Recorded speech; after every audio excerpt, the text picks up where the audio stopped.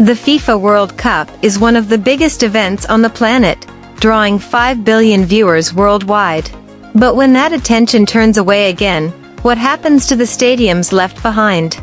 Today we'll examine how Qatar plans to deal with this situation, why they have already begun dismantling one of their stadium. If you enjoy our videos, make sure to click subscribe button. Over the past decade, Qatar has built an entire World Cup infrastructure, with modern stadiums, state-of-the-art training facilities, and improved transport links. In total, they spent more than $200 billion, an astronomical sum. This is way more than any other host ever spent, mainly because Qatar had to build the majority of this infrastructure from scratch. 4 years earlier, Russia spent closer to $16 billion, while Brazil spent $20 in 2014, but even $20 billion is a lot of money, especially considering the entire event is over in less than a month. Besides gaining worldwide attention, countries hope that the World Cup infrastructure will offer long-term benefits. The transport links could breathe new life into previously run-down areas, while stadiums could start to pay for themselves by hosting concerts and events. It's a bold vision, vibrant venues outliving their original purpose. But it doesn't always work like that. When we look at the history of the World Cup stadiums, it doesn't paint a pretty picture. So, what are Qatar's plans for their World Cup stadiums? Existence of 8 colossal stadiums would be irrational for a country as small as Qatar. Put it into perspective.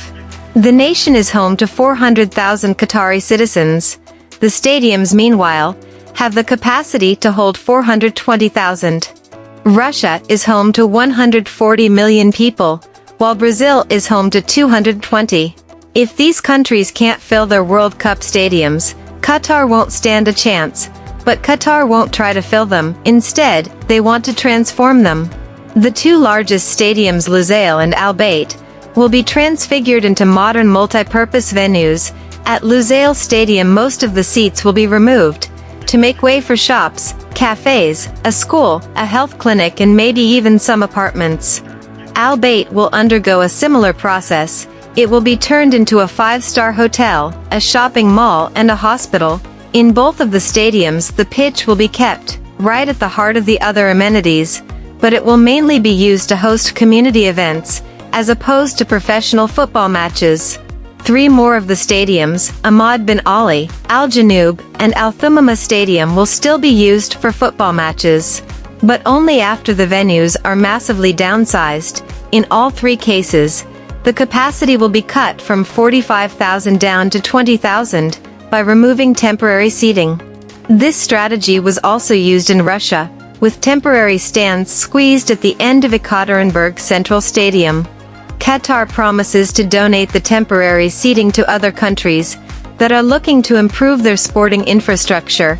The downsized 20,000-seater stadiums will probably struggle to reach capacity, since the Qatari Football League sometimes only draws crowds as small as a couple of hundred people.